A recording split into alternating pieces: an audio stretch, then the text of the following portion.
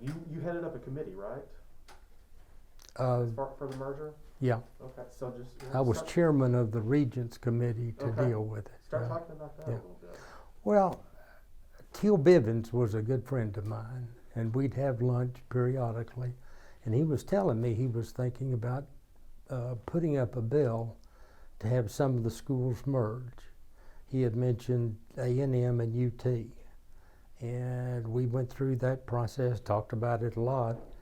And then all of a sudden, he submitted a bill, and it passed. And then we spent about, I don't know, year and a half, something like that, in the process from the time they said to get started until the bill was signed. I was appointed chairman of the Regents Committee, and we had multiple meetings with faculty, staff, donors, local people, anybody interested in it. Some liked the idea, a few didn't, and we talked through that. Same way with the faculty, talked through that.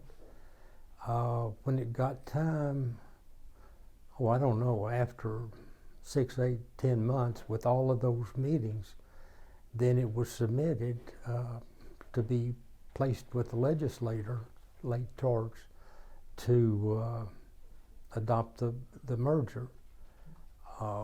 Ed Roach, who was the president, and I were in Boone Pickens' office when the governor called him and said, it's a special session. The original session was quite busy, so they didn't finish all their business, and the merger was going to be something added in the special session. The governor called Boone and said, Boone, there's just no room to put the A&M WT merger on the calendar. And so Boone said, well, Governor, it'd be a special favor to me if you would do that. The governor said, well, let me check and see what I can do. About 10 minutes later, he called back and said, Boone, it's on the calendar. So that was very exciting. The merger created an aura of the ability to expand our program in our visits with A&M personnel, administrators. Worked hard on how could we coordinate some of the educational processes. They said there's no extra money. We're not going to give you money, but we'll figure out how to help you in a variety of ways, which they've done. And just having the name fixed to our name, even though there were a few that weren't so sure that was a good idea, it was done, and it's been a big deal. It's helped with recruiting. It's helped with contributions.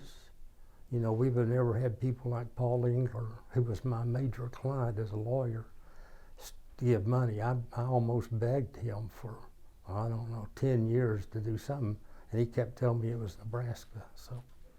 So I don't think, here's what I really believe.